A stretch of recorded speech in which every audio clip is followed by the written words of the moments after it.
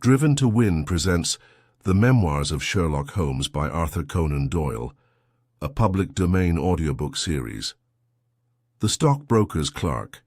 Shortly after a connection in the Paddington district, old Mr. Farquhar, from whom I purchased, it had at one time an excellent my marriage I had bought general practice, but his age, and an affliction of the nature of St. Vitus's dance from which he suffered, had very much thinned it.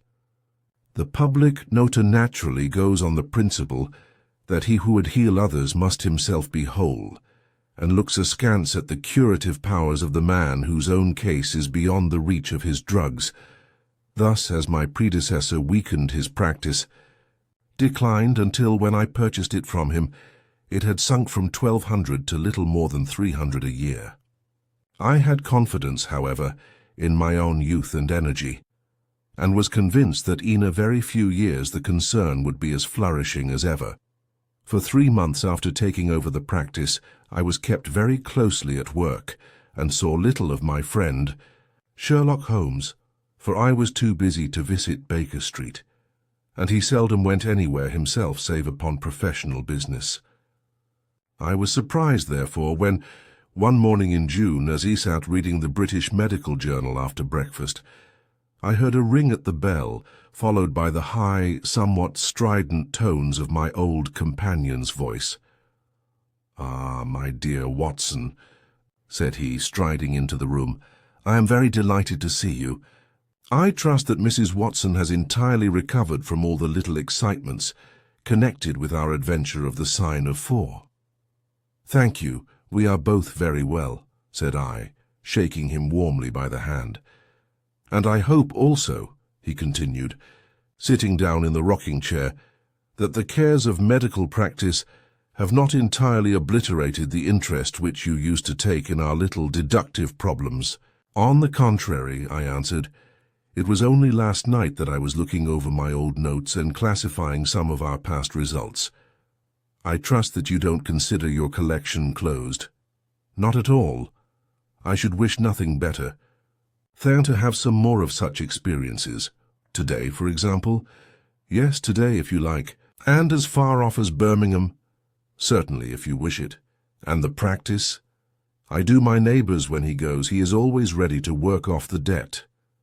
"Ah, nothing could be better," said Holmes, leaning back in his chair, and looking keenly at me from under his half-closed lids. "I perceive that you have been unwell lately. Summer colds are always a little trying." "I was confined to the house by a severe chill for 3 days last week. I thought, however, that I'd cast off every trace of it." "So you have. You look remarkably robust. How, then, did you know of it?" "My dear fellow, you know my methods. You deduced it, then?" "Certainly. And from what?" "From your slippers." I glanced down at the new patent leathers which I was wearing. "How on earth—" I began, but Holmes answered my question before it was asked. "Your slippers are new," he said. "You could not have had them more than a few weeks. The soles which you are at this moment presenting term are slightly scorched. For a moment I thought they might have got wet and been burned in the drying. But near the instep there is a small circular wafer of paper with the shopman's hieroglyphics upon it. Damp would of course have removed this. You had then been sitting with our feet outstretched to the fire, which a man would hardly do even in so wet a June as this, if he were in his full health." Like all Holmes's reasoning, the thing seemed simplicity itself when it was once explained. He read the thought upon my features, and his smile had a tinge of bitterness. "I am afraid that I rather give myself away when I explain," said he. "Results without causes are much more impressive. You are ready to come to Birmingham, then?" "Certainly. What is the case?" "You shall hear it all in the train. My client is outside in a 4-wheeler. Can you come at once?" "In an instant." I scribbled a note to my neighbour, rushed upstairs to explain the matter to my wife, and joined Holmes upon the doorstep. "Your neighbour is a doctor," said he, nodding at the brass plate. "Yes, he bought a practice as I did. An old established—" One just the same as mine. Both have been ever since the houses were built. Ah, then you got hold of the best of the two. I think I did. But how do you know? By the steps, my boy. Yours are worn 3 inches deeper than his. But this gentleman in the cab is my client, Mr. Hall Pycroft. Allow me to introduce you to him. Whip your horse up, cabby, for we have only just time to catch our train. The man whom I found myself facing was oil-built, fresh-complexioned young fellow, with a frank, honest face and a slight, crisp, yellow moustache. He wore a very shiny top hat and a neat suit of sober black which made him look what he was, a smart young city man, of the class who have been labelled cockneys, but who use our crack volunteer regiments, and who turn out more fine athletes and sportsmen than any body of men in these islands. His round, ruddy face was naturally full of cheeriness, but the corners of his mouth seemed to me to be pulled down in a half-comical distress. It was not, however, until we were all in a first-class carriage and well started upon our journey to Birmingham, that I was able to learn what the trouble was which had driven him to Sherlock Holmes. "We have a clear run here of 70 minutes, Holmes remarked. "I want you, Mr. Hall Pycroft, to tell my friend your very interesting experience, exactly as you have told it to me, or with more detail if possible. It will be of use to me to hear the succession of events again. It is a case, Watson, which may prove to have something in it, or may prove to have nothing, but which at least presents those unusual and outer features which are as dear to you as they are to me. Now, Mr. Pycroft, I shall not interrupt you again." Our young companion looked at me with that twinkle in his eye. "The worst of the story is," said he, "that I show myself up as such a confounded fool. Of course it may work out all right, and I don't see that I could have done otherwise. But if I have lost my crib and get nothing in exchange, I shall feel what a soft Johnny I have been. I'm not very good at telling a story, Dr. Watson, but it is like this with me. I used to have a billet at Coxon and Woodhouse's of Draper's Gardens, but they were let in early in the spring through the Venezuelan loan, as no doubt you remember, and came a nasty cropper. I had been with them 5 years, and old Coxon gave me a ripping good testimonial when the smash came, but of course we clerks were all turned adrift, the 27 of us. I tried here and tried there, but there were lots of other chaps on the same lay as myself, and it was a perfect frost for a long time. I had been taking £3 a week at Coxon's, and I had saved about 70 of them, but I soon worked my way through that and out at the other end. I was fairly at the end of my tether at last, and could hardly find the stamps to answer the advertisements or the envelopes to stick them to.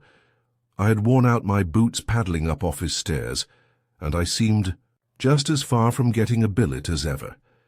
At last I saw a vacancy at Mawson and Williams's, the great stockbroking firm in Lombard Street.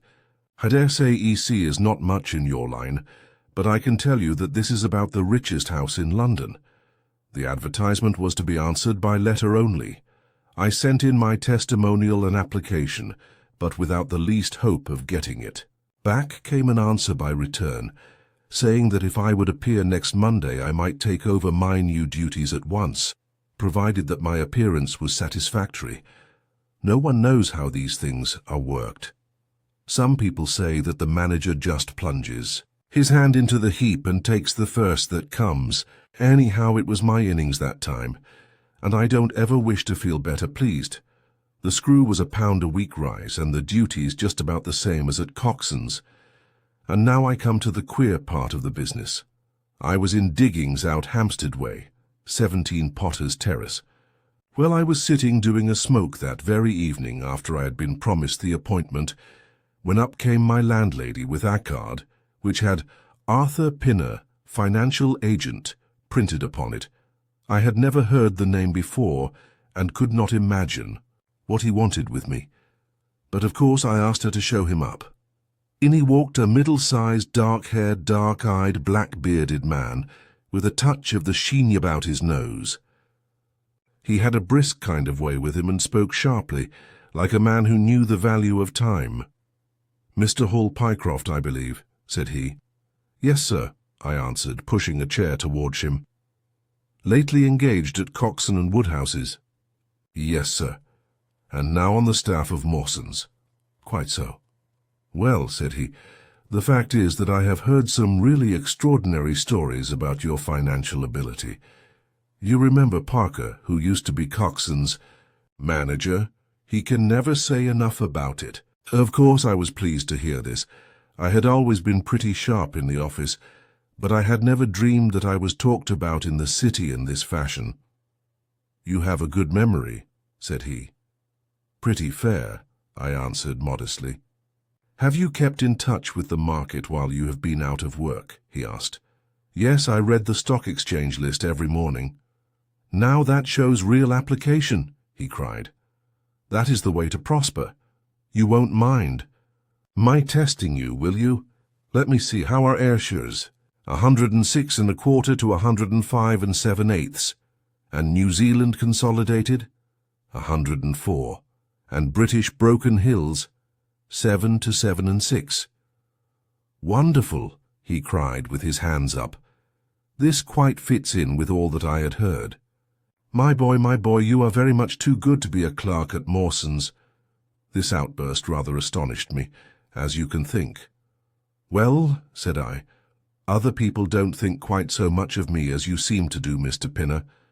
I had a hard enough fight to get this berth, and I'm very glad to have it."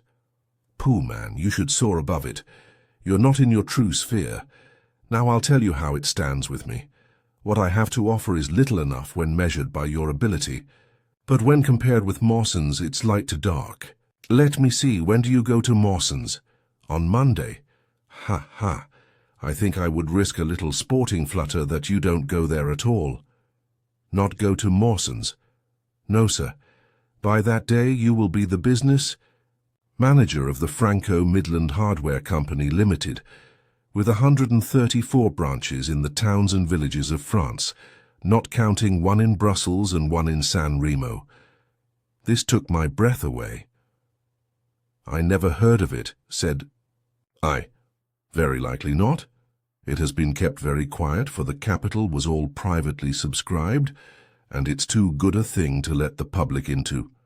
My brother Harry Pinner is promoter, and joins the board after allotment as managing director. He knew I was in the swim down here and asked me to pick up a good man cheap, a young, pushing man with plenty of snap about him. Parker spoke of you, and so that brought me here tonight. We can only offer you a beggarly 500 to start with." "500 a year," I shouted. "Only that at the beginning. But you are to have an overriding commission of 1% on all business done by your agents, and you may take my word for it that this will come to more than your salary." "But I know nothing about hardware." "Tut, my boy. You know about figures." My head buzzed and I could hardly sit still in my chair, but suddenly a little chill of doubt came upon me. "I must be frank with you," said I. "Mawson only gives me 200, but Mawson is safe.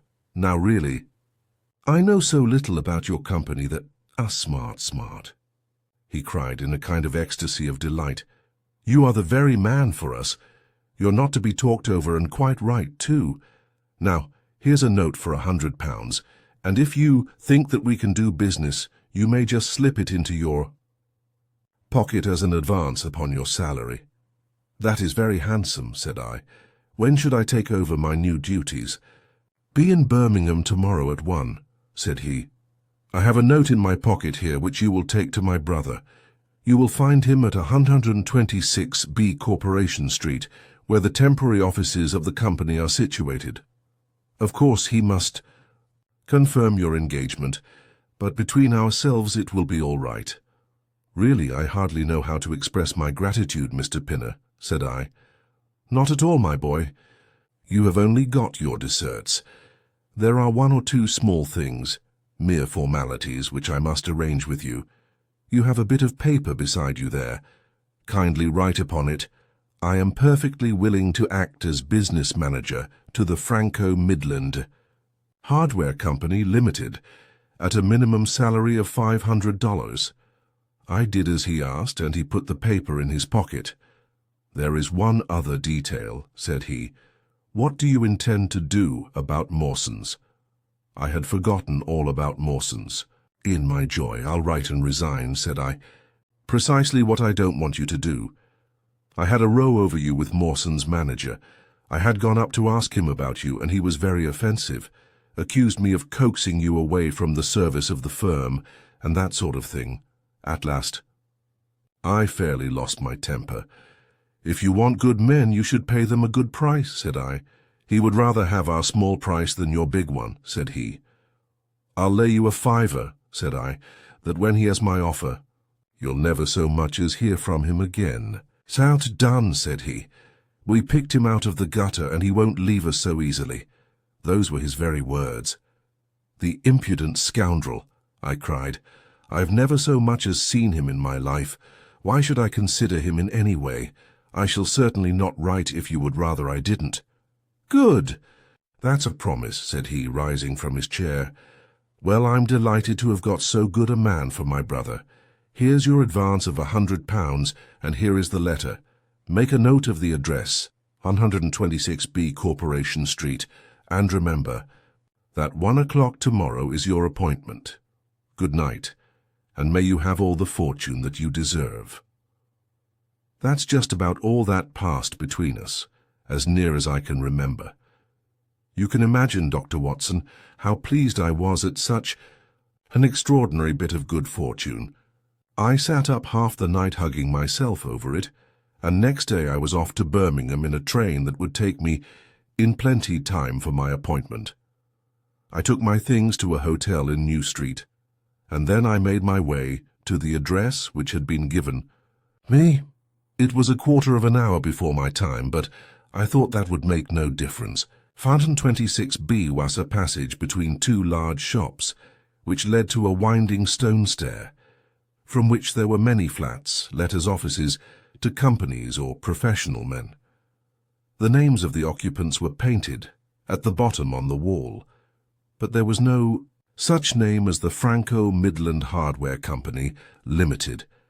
I stood for a few minutes with my heart in my boots, wondering whether the whole thing was an elaborate hoax or not, when up came a man and addressed me. He was very like the chap I had seen the night before, the same figure and voice, but he was clean-shaven, and his hair was lighter. "Are you Mr. Hall Pycroft?" he asked. "Yes," said I. "Oh, I was expecting you, but you are a trifle before your time.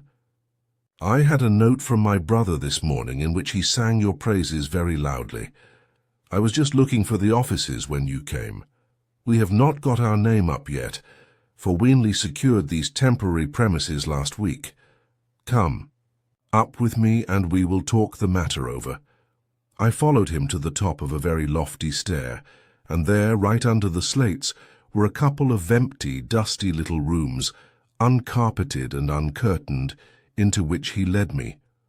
I had thought of a great office with shining tables and rows of clerks, such as I was used to, and I dare say I stared rather straight at the 2 deal chairs and one little table, which, with a ledger and a waste-paper basket, made up the whole furniture.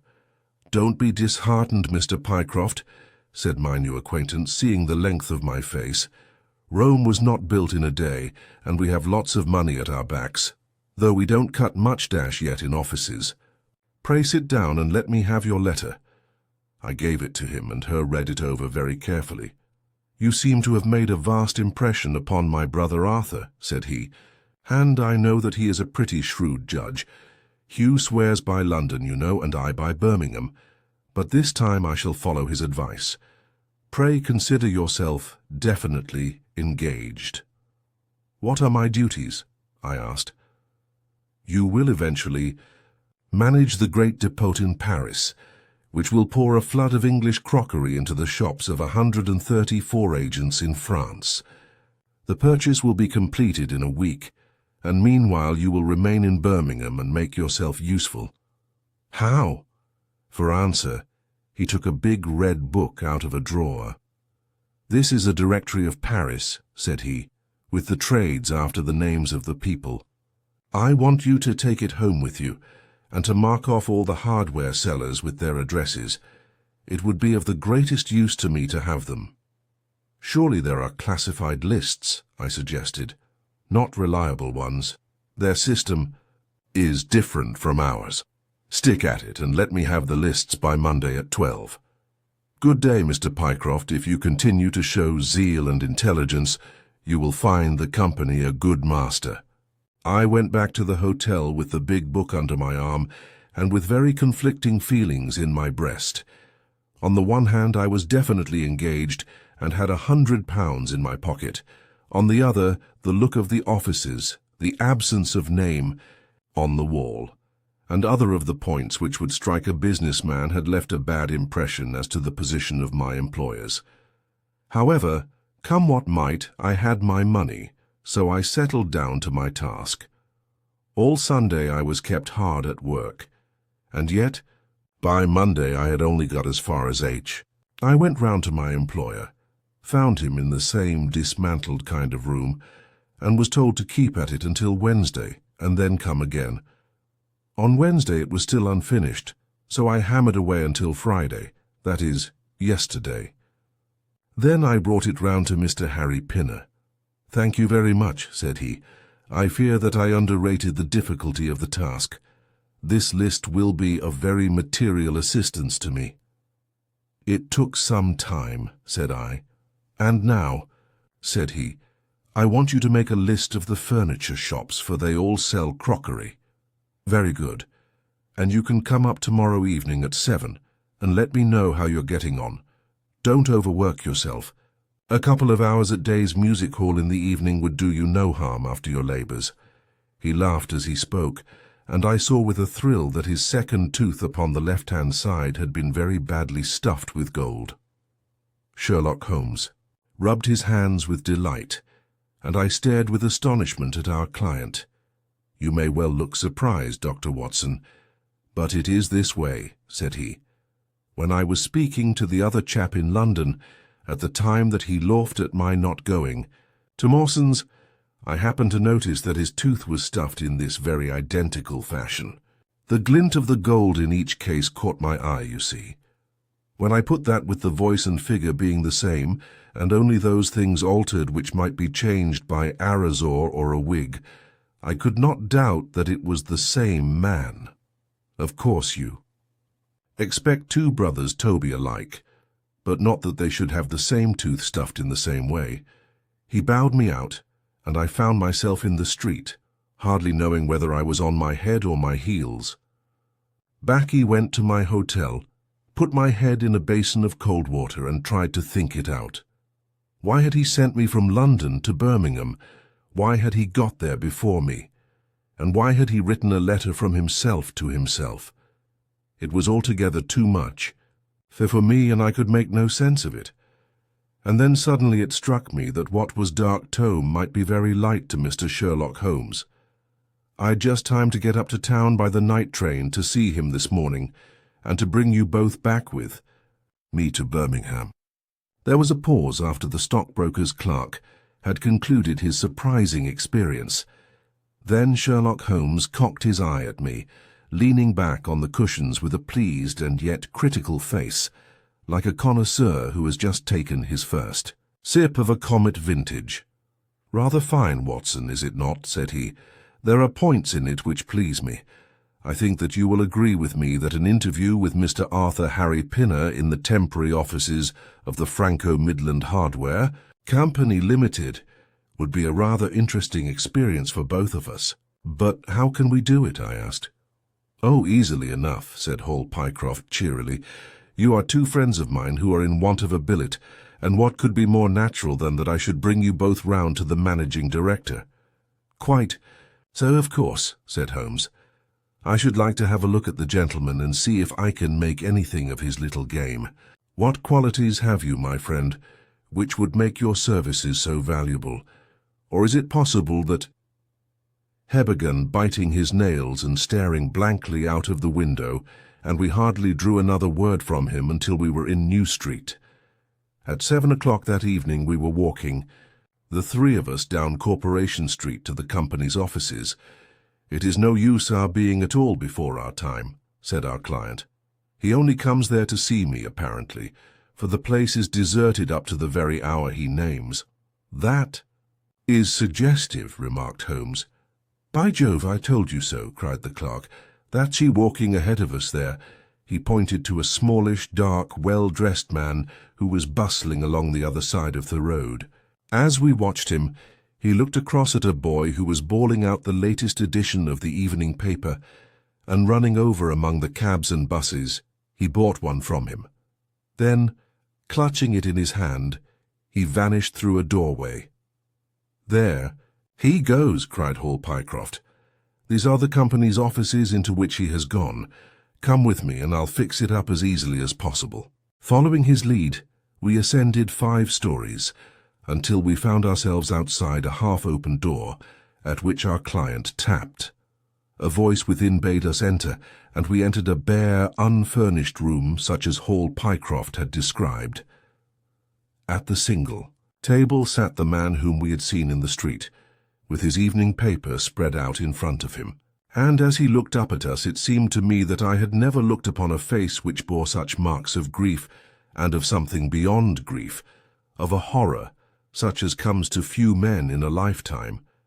His brow glistened with perspiration, his cheeks were of the dull dead white of a fish's belly, and his eyes were wild and staring. He looked at his clerk as though he failed to recognize him, and I could see by the astonishment depicted upon our conductor's face that this was by no means the usual appearance of his employer. "You look ill, Mr. Pinner," he exclaimed. "Yes, I am not very well," answered the other, making obvious efforts to pull himself together and licking his dry lips before he spoke. "Who are these gentlemen whom you have brought with you?" "One is Mr. Harris, of Bermondsey, and the other is Mr. Price of this town," said our clerk glibly. "They are friends of mine and gentlemen of experience, but they have been out of a place for some little time, and they hoped that perhaps you might find an opening for them in the company's employment." very possibly," cried Mr. Pinner with a ghastly smile. "Yes, I have no doubt that we shall be able to do something for you. What is your particular line, Mr. Harris?" "I am an accountant," said Holmes. "Ah, yes, we shall. Want something of the sort, and you, Mr. Price?" "A clerk," said I. "I have every hope that the company may accommodate you. I will let you know about it as soon as we come to any conclusion. And now I beg that you will go. For God's sake, leave me to myself."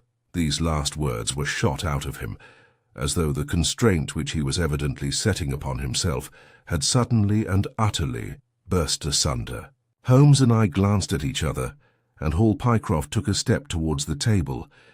"You forget, Mr. Pinner, that I am here by appointment to receive some directions from you," said he.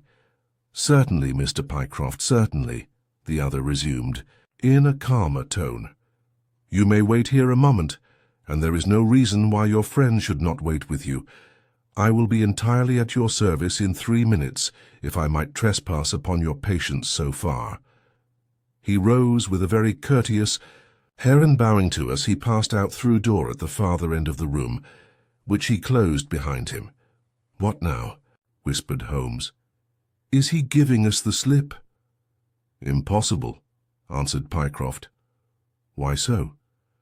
"That door leads into an inner room." "There is no exit?" "None." "Is it furnished?" "It was empty yesterday." "Then what on earth can he be doing? There is something which I don't understand in his manner. If ever a man was 3 parts mad with terror, that man's name is Pinner. What can have put the shivers on him?" "He suspects that we are detectives," I suggested. "That's it," cried Pycroft. Holmes shook his head. He did not turn. "Pale. He was pale when we entered the room," said he. "It is just possible that his words were interrupted by a sharp rat-tat from the direction of the inner door." "What the deuce is he knocking at his own door for?" cried the clerk. Again and much louder came the rat-tat-tat. Weal gazed expectantly at the closed door. Glancing at Holmes, I saw his face turn rigid, and he leaned forward in intense excitement. Then suddenly came a low, gargling sound, and brisk drumming upon woodwork. Holmes sprang frantically across the room and pushed at the door. It was fastened on the inner side. Following his example, we threw ourselves upon it with all our weight. One hinge snapped, then the other, and down came the door with a crash. Rushing over it, we found ourselves in the inner room. It was empty, but it was only for a moment that we were at fault. At one corner, the corner nearest the room which we had left, there was a second door. Holmes sprang to it and pulled it open.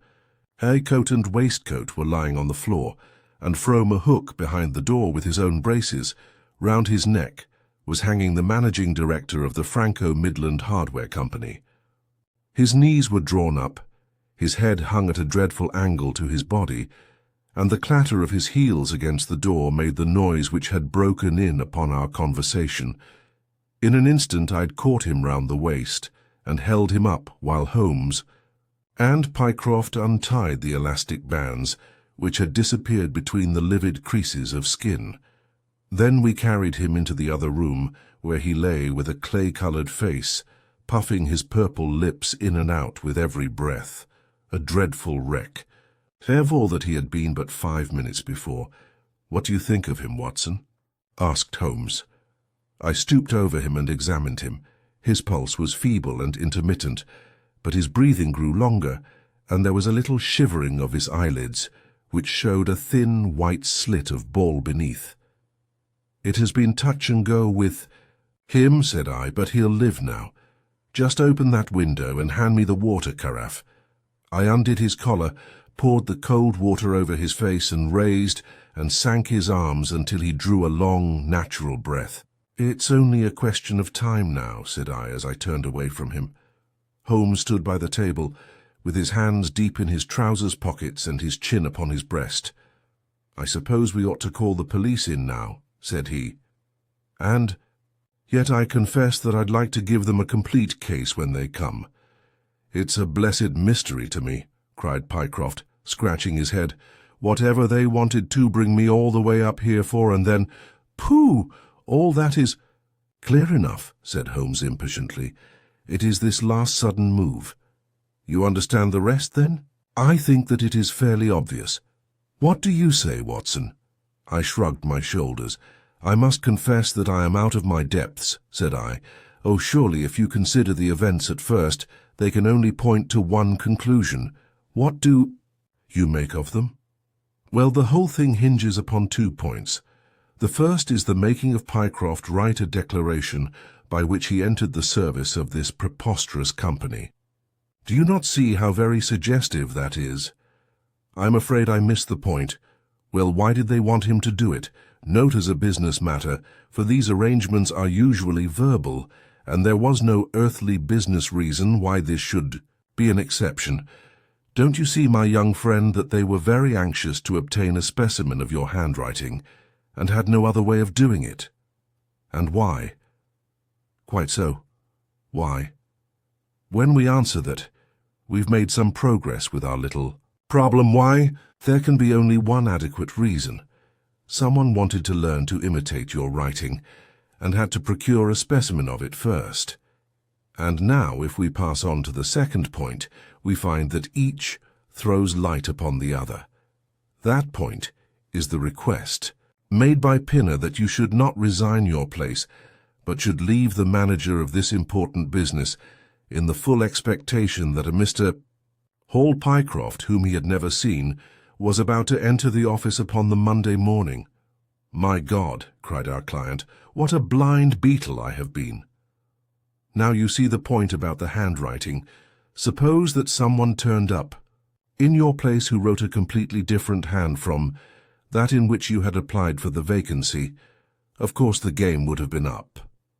But in the interval, the rogue had learned to imitate you, and his position was therefore secure, as I presume. Then nobody in the office had ever set eyes upon you." "Not a soul," groaned Hall Pycroft. "Very good.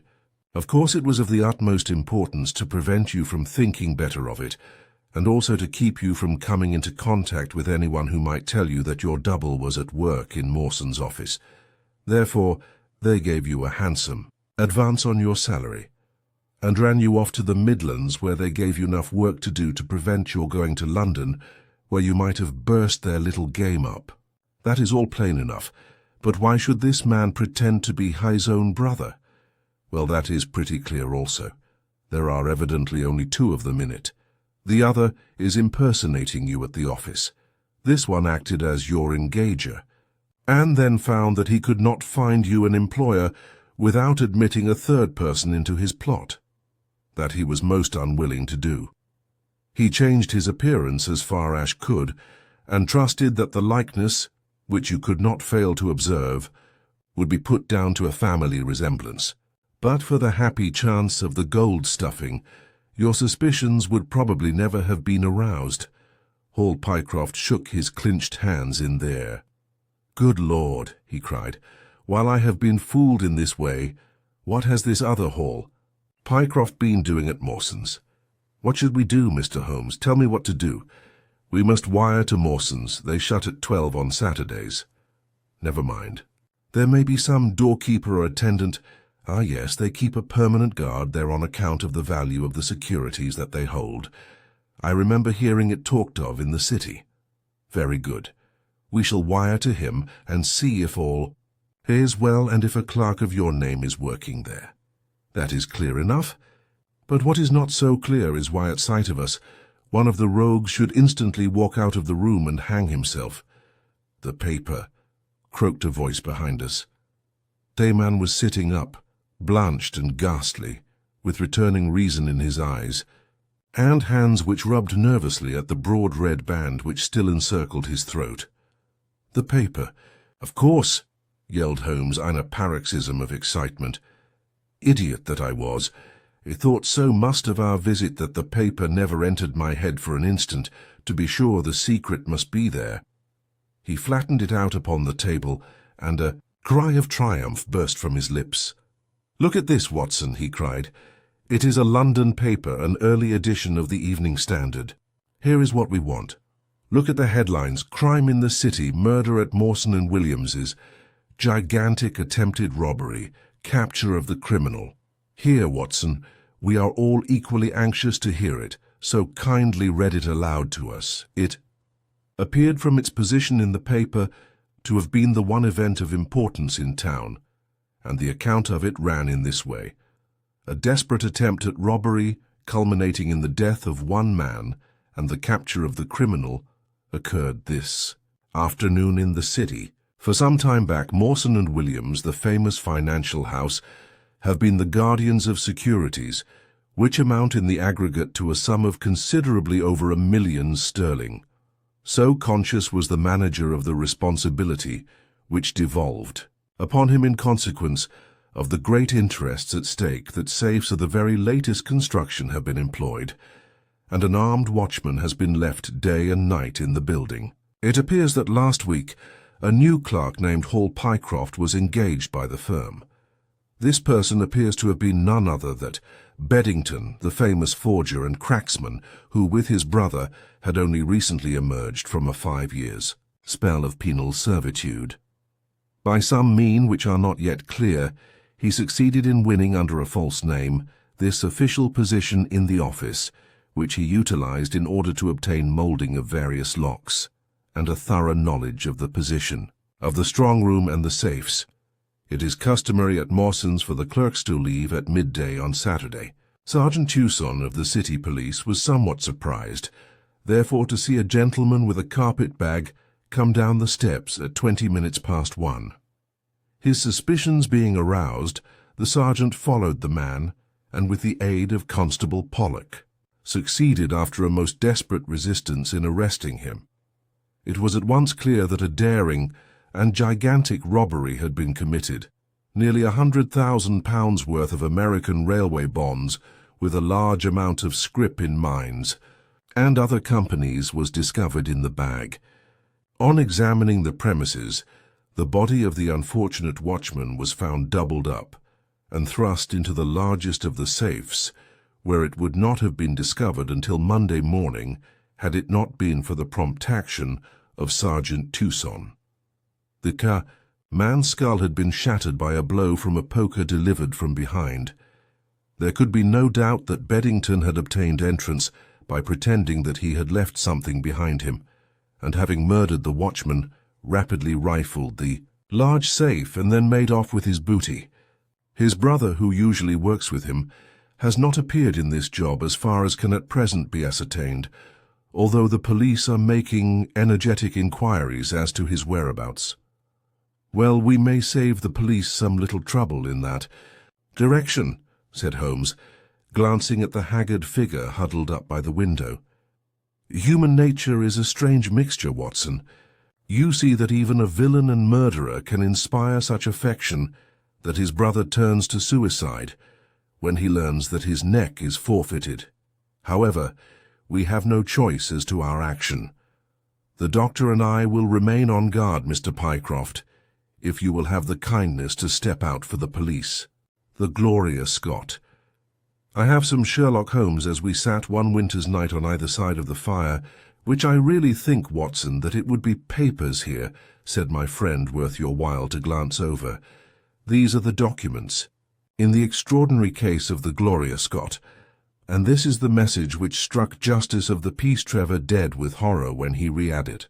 He had picked from a drawer a little tarnished cylinder, and undoing the tape he handed me a short note scrawled upon a half sheet of slate-grey paper. The supply of game for London is going steadily up, it ran. Head Keeper Hudson, Webberleave, had been now told to receive all orders for fly paper and for preservation of your hen pheasant's life. As I glanced up from reading this enigmatical message, I saw Holmes chuckling at the expression upon my face. "You look a little bewildered," said he. "I cannot see how such a message as this could inspire horror. It seems to me to be rather grotesque than otherwise. Very likely. Yet the fact remains that the reader, who was a fine, robust old man, was knocked clean down by it, as if it had been the butt end of a pistol. You arouse my curiosity." Said I, "But why did you say just now that there were very particular reasons why I should study this case?" "Because it was the first in which I was ever engaged." I had often endeavoured to elicit from my companion what had first turned his mind in the direction of criminal research, but had never caught him before in a communicative humour. Now he sat forward in this armchair and spread out the documents upon his knees. Then he lit his pipe and sat for some time smoking and turning them over. "You never heard me talk of Victor Trevor," hesked. "He was the only friend I made during the 2 years I was at college. I was never a very sociable fellow, Watson, always rather fond of moping in my rooms and working out my own little methods of thought, so that I never mixed much with the men of my year. Bar fencing and boxing, I had few athletic tastes, and then my line of study was Keat, distinct from that of the other fellows, so that we had no points of contact at all. Trevor was the only man I knew, and that only through the accident of his bull-terrier freezing onto my ankle one morning as I went down to chapel. It was a prosaic way of forming a friendship, but it was effective. I was laid by the heels fortin days, but Trevor used to come in to inquire after me. At first it was only a minute's chat, but soon his visits lengthened, and before the end of the term we were close friends. He was a hearty, full-blooded fellow, full of spirits and energy, thievery opposite to me in most respects, but we had some subjects in common, and it was a bond of union when I found that he was as friendless as I. Finally, he invited me down to his father's place at Donnithorpe in Norfolk, and I accepted his hospitality for a month of the long vacation. Old Trevor was evidently a man of some wealth and consideration, a J.P. and a landed proprietor. Donnithorpe is a little hamlet just to the north of Langmere, in the country of the Broads. The house was an old-fashioned, widespread, oak-beamed brick building with a fine, lime-lined avenue leading up to it. There was excellent wild duck shooting in the fens, remarkably good fishing, a small but select library taken over, as I understood, from a former occupant, and a tolerable cook, so that he would be a fastidious man who could not put in a pleasant month there. Trevor Sr. was a widower and my friend his only son. There had been a daughter, I heard, but she had died of diphtheria while on a visit to Birmingham. The father interested me extremely. Howe was a man of little culture, but with a considerable amount of rude strength, both physically and mentally. He knew hardly any books, but he had travelled far, had seen much of the world, and had remembered all that he had learned. In person he was a thick-set, burly man with a shock of grizzled hair, a brown, weather-beaten face and blue eyes, which were keen to the verge of fierceness. Here they had a reputation for kindness and charity on the countryside, and was noted for the leniency of his sentences from the bench. One evening, shortly after my arrival, we were sitting over a glass of port after dinner, when young Trevor began to talk about those habits of observation and inference which I had already formed into a system, although I had not yet appreciated the part which they were to play in my life. The old man evidently thought that his son was exaggerating in his description of one or two trivial feats which I had performed. "Come now, Mr. Holmes," said he, laughing good-humouredly, "I'm an excellent subject if you can deduce anything from me." "I fear there is not very much," I answered. "I might suggest that you have gone about in fear of some personal attack with the last 12-month. The laugh faded from his lips, and he stared at me in great surprise. "Well, that's true enough," said he. "You know, Victor," turning to his son, "when we broke up that poaching gang, they swore to knife us, and Sir Edward Holly has actually been attacked. I've always been on my guard since then, though I have no idea how you know it." "You have a very handsome stick," I answered. "By the inscription I observed that you had not had it more than a year. But you have taken some pains to bore the head of it, and pour melted lead into the hole so as to make it a formidable weapon. Urged that you would not take such precautions unless you had some danger to fear." "Anything else?" he asked, smiling.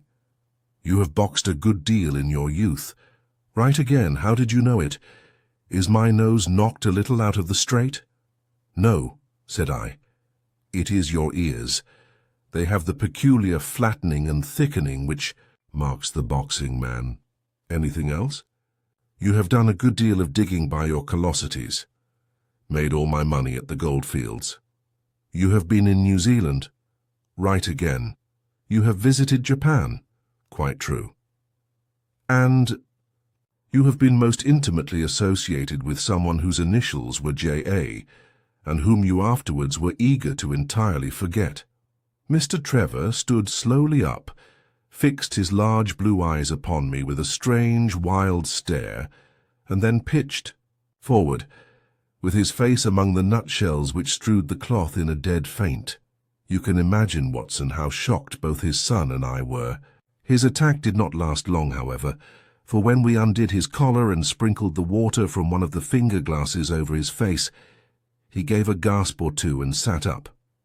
"Ah, boys," said he, forcing a smile, "I hope I haven't frightened you. Strong as I look, there is a weak place in my heart, and it does not take much to knock me over. I don't know how you manage this, Mr. Holmes, but it seems to me that all the detectives of fact and of fancy would be children in your hands. That's your line of life, sir, and you may take the word of a man who has seen something of the world." And that recommendation, with the exaggerated estimate of my ability with which he prefaced it, was, if you will believe me, Watson, the very first thing which ever made me feel that a profession might be made out of what had up to that time been the merest hobby. At the moment, however, I was too much concerned at the sudden illness of my host to think of anything else. "I hope that I have said nothing to pain you," said I. "Well, you certainly touched upon rather a tender point. Might I ask how you know and how much you know?" He spoke now in a half-jesting fashion, but a look of terror still lurked at the back of his eyes. "It is simplicity itself," said I, When you bared your arm to draw that fish into the boat, I saw that J.A. had been tattooed in the bend of the elbow. The letters were still legible, but it was perfectly clear from their blurred appearance, and from the staining of the skin round them, that efforts had been made to obliterate them. It was obvious then that those initials had once been very familiar to you, and that you had afterwards wished to forget them. "What an eye you have!" he cried with a sigh of relief. "It is just as you say, but we won't talk of it. Of all ghosts, the ghosts of our old lovers are the worst. Come into the billiard room and have a quiet cigar." From that day, amid all his cordiality, there was always a touch of suspicion in Mr. Trevor's manner towards me. Even his son remarked it. "You've given the governor such a turn," said, "is that he'll never be sure again of what you know and what you don't know." He did not mean to show it, I'm sure, but it was so strongly in his mind that it peeped out at every action. At last I became so convinced that I was causing him uneasiness that I drew my visit to a close. On the very day, however, before I left, an incident occurred which proved in the sequel to be of importance. We were sitting out upon the lawn on garden chairs, the three of us, basking in the sun and admiring the view across the Broads, when a maid came out to say that there was a man at the door who wanted to see Mr. Trevor. "What is his name?" asked my host. "He would not give any." "What does he want, then?"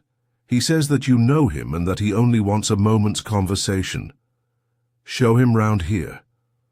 An instant afterwards, there appeared a little wizened fellow with a cringing manner and a shambling style of walking. He wore an open jacket, with a splotch ofter on the sleeve, a red and black check shirt, dungaree trousers, and heavy boots badly worn. His face was thin and brown and crafty, with a perpetual smile upon it, which showed an irregular line of yellow teeth, and his crinkled hands were half closed in a way that is distinctive of sailors. As he came slouching across the lawn, I heard Mr. Trevor make a sort of hiccoughing noise in his throat, and jumping out of his chair, he ran into the house. He was back in a moment, and I smelt a strong reek of brandy as he passed me. "Well, my man," said he, "what can I do for you?" The sailor stood looking at him with puckered eyes, and with the same loose-lipped smile upon his face. "You don't know me?" he asked. "Why, dear me, it is surely Hudson," said Mr. Trevor in a tone of surprise. "Hudson it is, sir," said the seaman. "Why, it's 30 year and more since I saw you last. Here you are in your house, and me still picking my salt meat out of the harness cask. Tut, you will find that I have not forgotten old times," cried Mr. Trevor, and walking toward the sailor, he said something in a low voice. "Go into the kitchen," he continued out loud, "and you'll get food and drink. I have no doubt that it'll find you a situation." "Thank you, sir," said the seaman, touching his forelock. "I'm just offered 2 year in an 8 knot. Tramp short-handed at that, and I wants a rest. I thought I'd get it either with Mr. Beddoes or with you." "Ah!" cried Trevor. "You know where Mr. Beddoes is?" "Bless you, sir, I know where all my old friends are," said the fellow with a sinister smile, and he slouched off after the maid to the kitchen.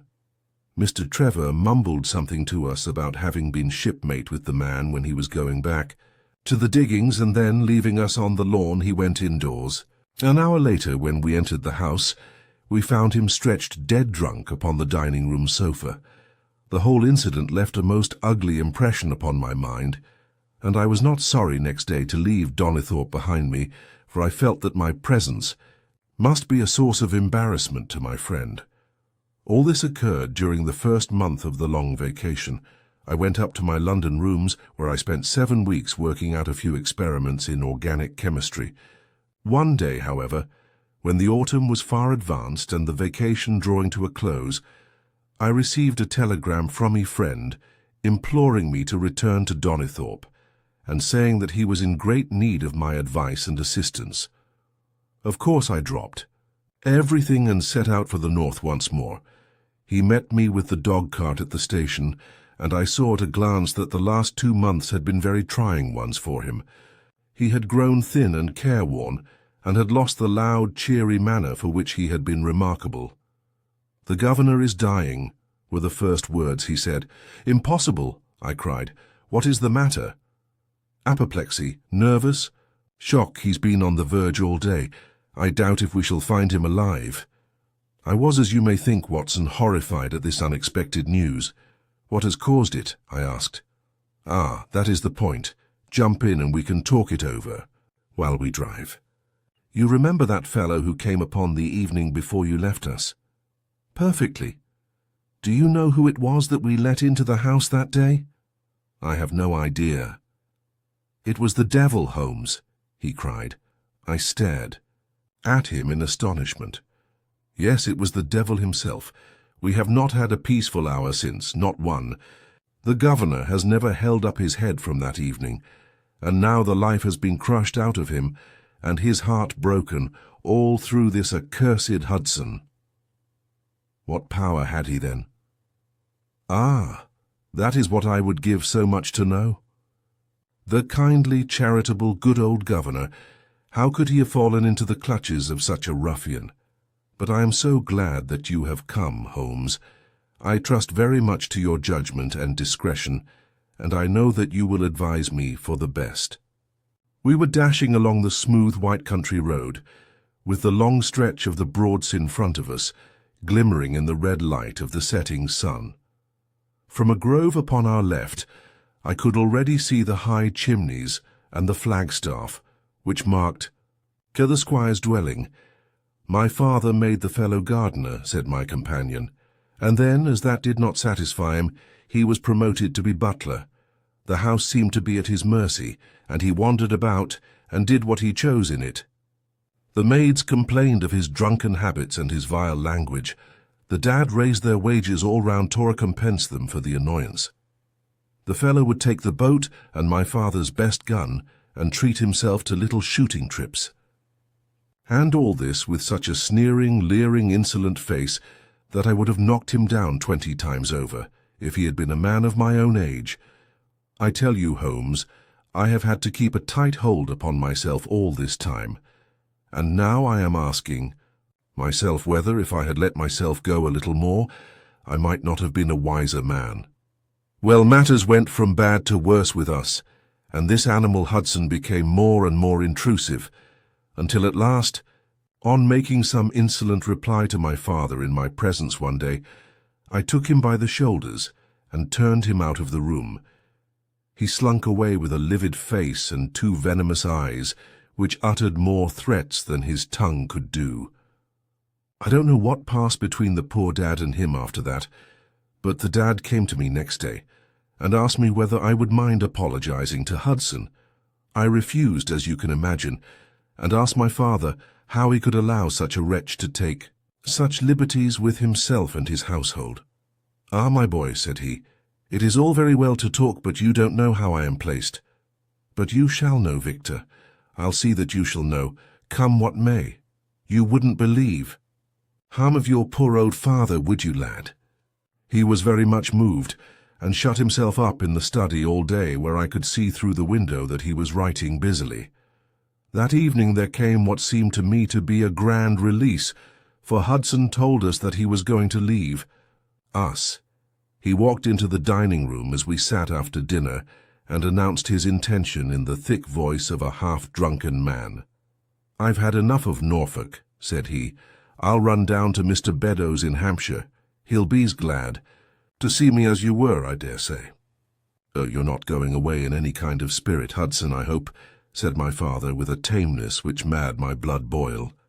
"I've not had my apology," said he sulkily, glancing in my direction.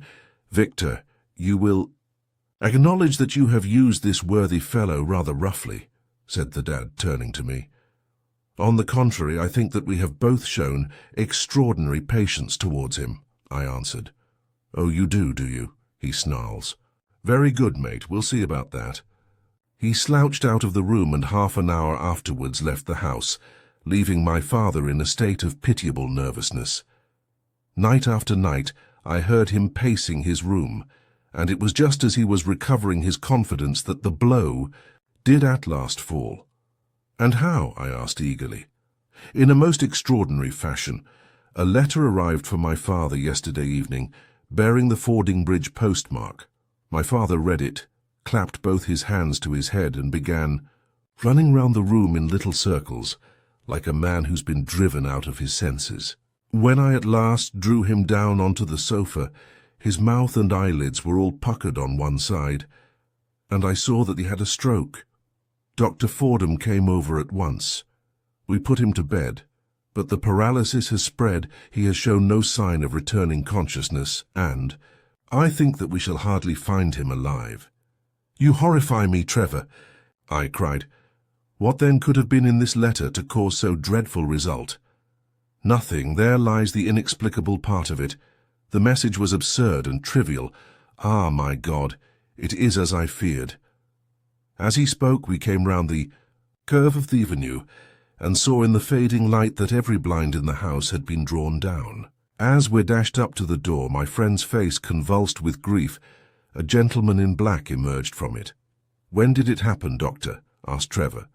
"Almost immediately after you left." "Did he recover consciousness?" "For an instant before the end." "Any message for me?" "Only that the papers were in the back drawer of the Japanese cabinet."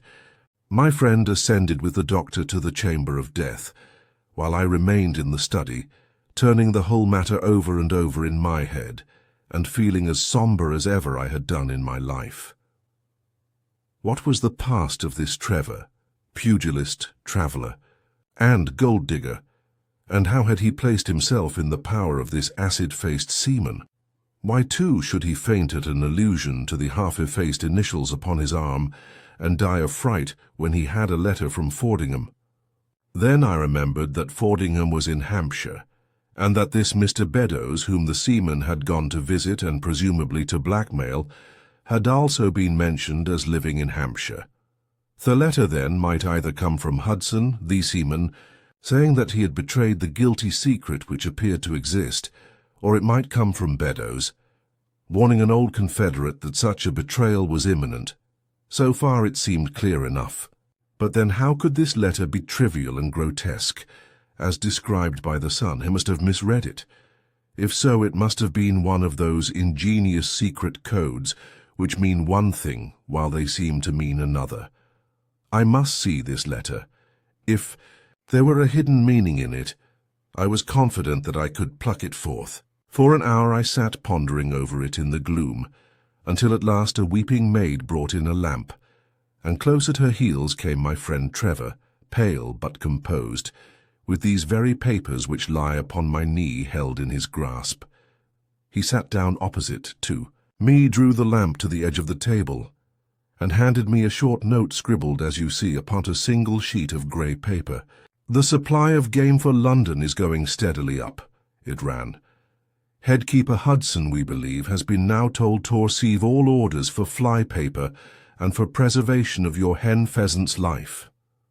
I dare say my face looked as bewildered as yours did just now when first I read this message. Then I reread it very carefully. It was evidently as I had thought, and some secret meaning mustly buried in this strange combination of words. Or could it be that there was a prearranged significance to such phrases as fly paper and hen pheasant? Such a meaning would be arbitrary and could not be deduced in any way.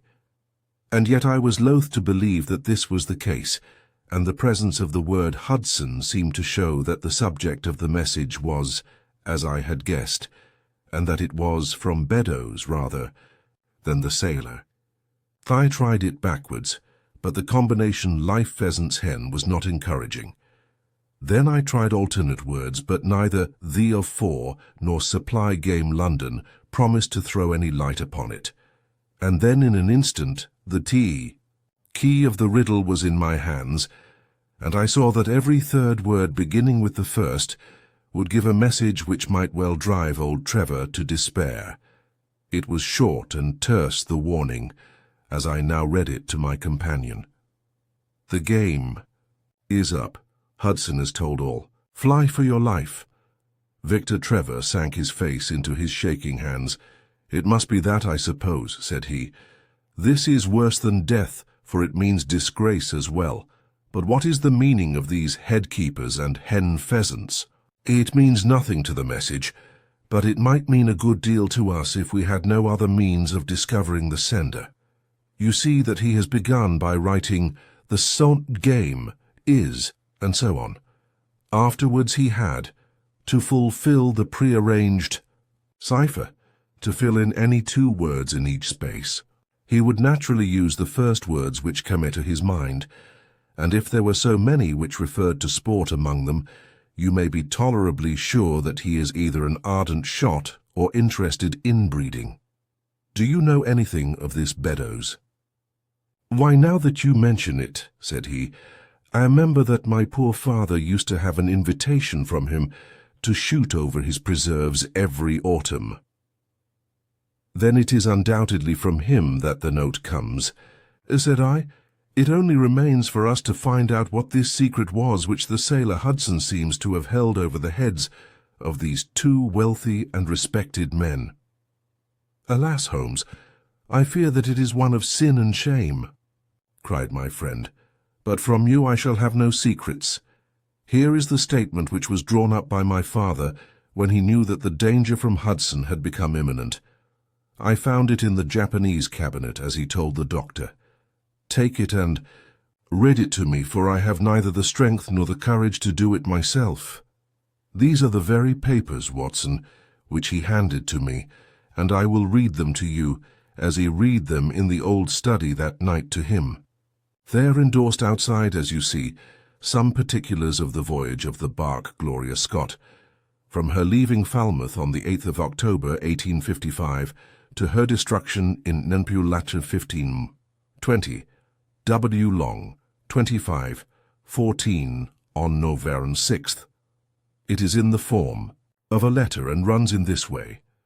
My dear, dear son, now that approaching disgrace begins to darken the closing years of my life, I can write with all truth and honesty that it is not the terror of the law. It is not the loss of my position in the county, nor is it my fall in the eyes of all who have known me, which cuts me to the heart. But it is the thought that you should come to blush for me, you who love me and who have seldom, I hope, had reason to do other than respect me. But if the blow falls which is forever hanging over me, then I should wish you to read this, that you may know straight from me how far I have been to blame. On the other hand, if all should go well, which may kind God Almighty grant, then if by any chance this paper should be still undestroyed, and should fall into your hands, I conjure you, by all you hold sacred, by the memory of your dear mother, and by the love which had been between us, to hurl it into the fire and to never give one thought to it again. If then your eye goes on to read this line, I know that I shall already have been exposed and dragged from my home, or, as is more likely, for you know that my heart is weak, by lying with my tongue sealed forever in death. In either case the time for suppression is past, and every word which I tell you is the naked truth, and this I swear as I hope for mercy. My name, dear lad, is not Trevor. I was James Armitage in my younger days, and you can understand now the shock that it was to me a few weeks ago when your college friend addressed me, in words which seemed to imply that he had surprised my secret. As Armitage it was that I entered a London banking house, and as Armitage I was convicted of breaking my country's laws and was sentenced to transportation. Do not think very harshly of me, laddie. It was a debt of honour, so called, which I had to pay, and I used money which was not my own to do it, in the certainty that I could replace it before there could be any possibility of its being missed. But the most dreadful ill luck pursued me. The money which I had reckoned upon never came to hand, and a premature examination of accounts exposed my deficit. The case might have been dealt leniently with, but the laws were more harshly administered 30 years ago than now, and on my 23rd birthday I found myself chained as a felon with 37 other convicts in 'tween decks of the bark Gloria Scott, bound for Australia. It was the year 55 when the Crimean War was at its height, and the old convict ships had been largely used as transports in the Black Sea. The government was compelled, therefore, to use smaller and less suitable vessels for sending out their prisoners. The Gloria Scott had been in the Chinese tea trade, but she was an old-fashioned, heavy-bowed, broad-beamed craft, and the new clippers had cut her out. She was a 500-ton boat, and besides her 38 jailbirds, she carried 26. Of a crew, 18 soldiers, a captain, 3 mates, a doctor, a chaplain, and forwarders. Nearly 100 souls were in her, all told, when we set sail from Falmouth. The partitions between the cells of the convicts, instead of being of thick oak, as is usual in convict ships, were quite thin and frail. The man next to me, upon the aft side, was one whom I'd particularly noticed when we were led down the quay. He was a young man with a clear, hairless face, a long, thin nose, and rather nutcracker jaws.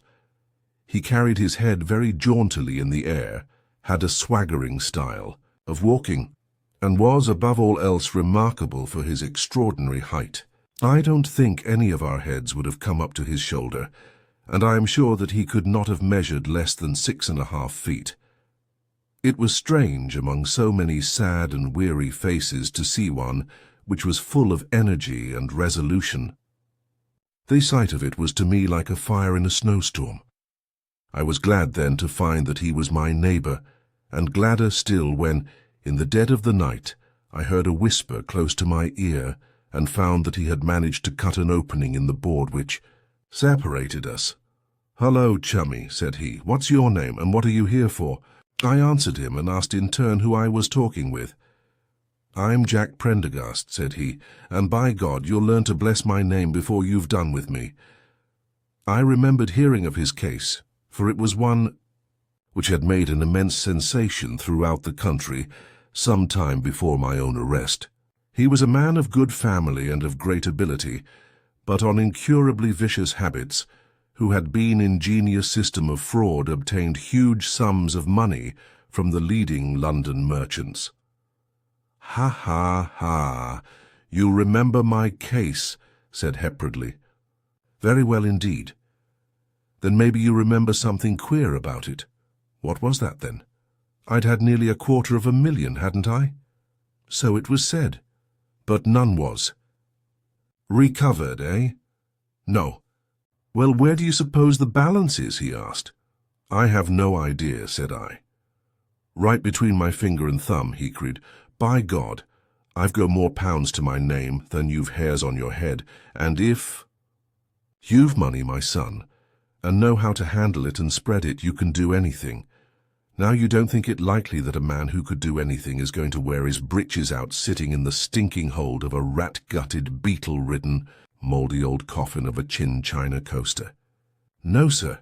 Such a man will look after himself and will look after his chums. You may lay to that, you hold on to him, and you may kiss the book that he'll haul you through." That was his style of talk, and at first he thought it meant nothing. But after a while, when he had tested me and sworn me in with all possible solemnity, he let me understand that there really was a plot to gain command of the vessel. Addison of the prisoners had hatched it before they came aboard. Prendergast was the leader, and his money was the motive power. "I'd a partner," said he, "a rare good man, as true as a stock to a barrel. He's got the dibs, he has." "And where do you think he is at this moment?" "Why, he's the chaplain of this ship, the chaplain, no less. He came aboard with a black coat and his papers right, and money enough in his box to buy the thing right up from keel to main truck. The crew are his, body and soul. He could buy 'em at so much a gross with a cash discount, and he did it before. Ever they signed on. He's got 2 of the warders and Maria, the second mate, and he'd get the captain himself if he thought him worth it." "What are we to do, then?" I asked. "What do you think?" said he. "We'll make the coats of some of these soldiers redder than ever the tailor did." "But they are armed," said I. "And so shall we be, my boy. There's a brace of pistols for every mother's son of us, and if we can't, carry this ship with the crew at our back. It's time we were all sent to a young Mrs. boarding school. You speak to your mate upon the left tonight, and see if he is to be trusted." I did so and found my other neighbour to be a young fellow in much the same position as myself, whose crime had been forgery. His name was Evans, but he afterwards changed it like myself, and he is now a rich and prosperous man in the south of England. He was ready enough to join the conspiracy as the only means of saving ourselves, and before we had crossed the bay, there were only 2 of the prisoners who were not in the secret. One of these was of weak mind, and we did not dare to trust him, and the other was suffering from jaundice, and could not be of any use to us. From the beginning there was really nothing to prevent us from taking possession of the ship. The crew were a set of ruffians, specially picked for the job. The sham chaplain came into our cells to exhort us, carrying a black bag, supposed to be full of tracts, and so often did he come that by the 3rd day we had each stowed away at the foot of our beds a file, a brace of pistols, a pound of powder, and 20 slugs. 2 of the warders were agents of Prendergast, and the second mate Wash's right-hand man. The captain, the 2 mates, 2 warders, Lieutenant Martin, his 18 soldiers, and the doctor were all that we had against us. Yet safe as it was, we determined to neglect no precaution, and to make our attack suddenly by night. It came, however, more quickly than we expected, and in this way. One evening, about the 3rd week after our start, the doctor had come down to see one of the prisoners who was ill, and putting his hand down, on the bottom of his bunk he felt the outline of the pistols. If he had been silent he might have blown the whole thing, but he was a nervous little chap, so he gave a cry of surprise and turned so pale that the man knew what was up in an instant, and seized him. He was gagged before he could give the alarm, and tied down upon the bed. He had unlocked the door that led to the deck, and we were through it in a rush. The 2 sentries were shot down, and so was a corporal who came running to see what was the matter. There were 2 more soldiers at the door of the stateroom, and their muskets seemed not to be loaded, for they never fired upon us, and they were shot while trying to fix their bayonets. Then we rushed into the captain's cabin, but as we pushed open the door there was an explosion from within, and there he lay with his brains smeared over the chart of the Atlantic, which was pinned upon the table, while the chaplain stood with a smoking pistol in his hand at his elbow. The 2 mates had both been seized by the crew, and the whole business seemed to be settled. The stateroom was next the cabin, and we flocked in there and flopped down on the settees, all speaking together, for we were just mad with the feeling that we were free once more. There were lockers all round, and Wilson, the sham chaplain, knocked one of them in and pulled out a dozen of brown sherry. We cracked off the necks off the bottles, poured the stuff out into tumblers, and were just tossing them off, when in an instant, without warning, there came the roar of muskets in our ears, and the saloon was so full of smoke that we could not see across the table. When it cleared again, the place was a shambles. Wilson and 8 others were wriggling on the top of each other on the floor, and the blood and the brown sherry on that table turn me sick now when I think of it. We're so cowed by the sight that I think we should have given the job up if had not been for Prendergast. He bellowed like a bull and rushed for the door with all that were left alive at his heels. Out we ran, and there on the poop were the lieutenant and 10 of his men. The swing skylights above the saloon table had been a bit open, and they had fired on us through the slit. We got on them before they could load, and they stood to it like men. But we had the upper hand of them, and in 5 minutes it was all over. My God, was there ever a slaughterhouse like that ship? Prendergast was like a raging devil, and he picked the soldiers up as if they had been children and threw them overboard alive or dead. There was one sergeant that was horribly wounded, and yet kept on swimming for a surprising time until someone in mercy blew out his brains. When the fighting was over, there was no one left of our enemies, except just the warders, the mates, and the doctor. It was over them that the great quarrel arose. There were many of us who were glad enough to win back our freedom, and yet who had no wish to have murder on our souls. It was one thing to knock the soldiers over with their muskets in their hands, and it was another to stand by while men were being killed in cold blood. 8 of us, 5 convicts and 3 sailors, said that we would not see it done. But there was no moving Prendergast and those who were with him. Our only chance of safety lay in making a clean job of it, said he, and he would not leave a tongue with power to wag in a witness box. It nearly came to our sharing the fate of the prisoners, but at last he said that if we wished we might take a boat and go.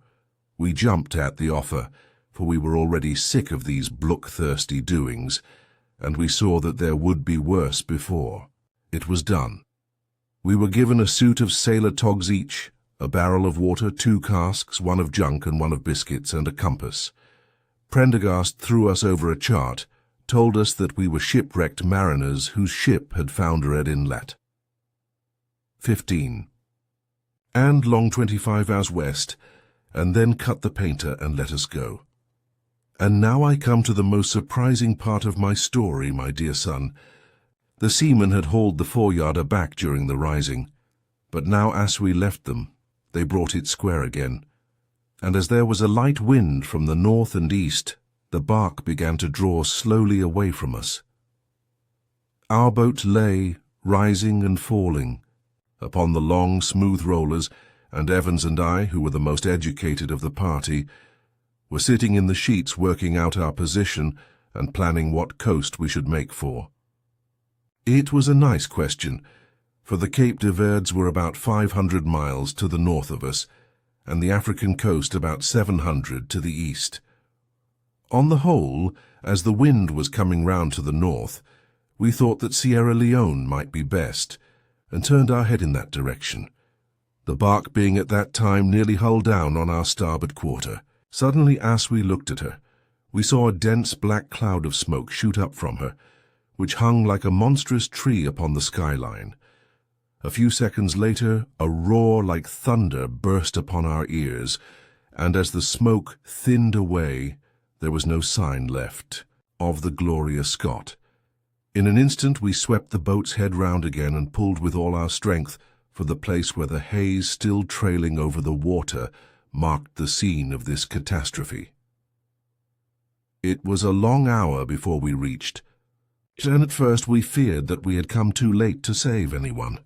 A splintered boat and a number of crates, and fragments of spars rising and falling on the waves, showed us where the vessel had foundered, but there was no sign of life, and we had turned away in despair when we heard a cry for help, and saw at some distance a piece of wreckage with a man lying stretched across it. When we pulled him aboard the boat, he proved to be a young seaman of the name of Hudson, who was so burned and exhausted that he could give us no account of what had happened until the following morning. It seemed that after we had left, Prendergast and his gang had proceeded to put to death the 5 remaining prisoners. The 2 warders had been shot and thrown overboard, and so also had the 3rd mate. Prendergast then descended into the 'tween decks, and with his own hands cut the throat of the unfortunate surgeon. There only remained the 1st mate, who was a bold and active man. When he saw the convict approaching him with the bloody knife in his hand, he kicked off his bonds, which he had somehow contrived to loosen, and rushing down the deck he plunged into the afterhold. A dozen convicts who descended with their pistols in search of him found him with a matchbox in his hand, seated beside an open powder barrel, which was one of 100 carried on board, and swearing that he would blow all hands up if he were in any way molested. An instant later the explosion occurred, though Hudson thought it was caused by the misdirected bullet of one of the convicts rather than the mate's match. Be the cause what I may, it was the end of the Gloria Scott and of the rabble who held command of her. Such, in a few words, my dear boy, is the history of this terrible business in which I was involved. Next day we were picked up by the brig Hotspur, bound for Australia, whose captain found no difficulty in believing that we were the survivors of a passenger ship which had foundered. The transport ship Gloria Scott was set down by the Admiralty as being lost at sea, and no word has ever leaked out as to her true fate. After an excellent voyage, the Hotspur landed us at Sydney, where Evans and I changed our names and made our way to the diggings, where, among the crowds who were gathered from all nations, we had no difficulty in losing our former identities. The rest I need not relate. We prospered, we travelled, we came back as rich colonials to England, and we bought country estates. For more than 20 years, we have led peaceful and useful lives, and we hoped that our past was forever buried. Imagine, then, my feelings when, in the seaman who came to us, I recognized instantly the man who'd been picked off the wreck. He had tracked us down somehow, and had set himself to live upon our fears. You will understand now how it was that I strove to keep the peace with him, and you will in some measure sympathize with me in the fears which fill me, now that he has gone from me to his other victim with threats upon his tongue. Underneath, there's written in a hand so shaky as to be hardly legible, Beddoes writes in cipher to say H has told all. Sweet Lord, have mercy on our souls. That was the narrative which I read that night to young Trevor, and I think, Watson, that under the circumstances it was a dramatic one. The good fellow was heartbroken at it, and went out to the Terrai tea planting, where I hear that he is doing well. As to the sailor and Beddoes, neither of them was ever heard of again after that day on which the letter of warning was written. Both disappeared utterly and completely. No complaint had been lodged with her police, so that Beddoes had mistaken a threat for a deed. Hudson had been seen lurking about, and it was believed by the police that he had done away with Beddoes and had fled. For myself, I believe that the truth was exactly the opposite. I think that it is most probable that Beddoes, pushed to desperation and believing himself to have been already betrayed, had revenged himself upon Hudson and had fled from the country with as much money as he could lay his hands on. Those are the facts of the case, Doctor, and if they are of any use to your collection, I am sure that they are very heartily at your service.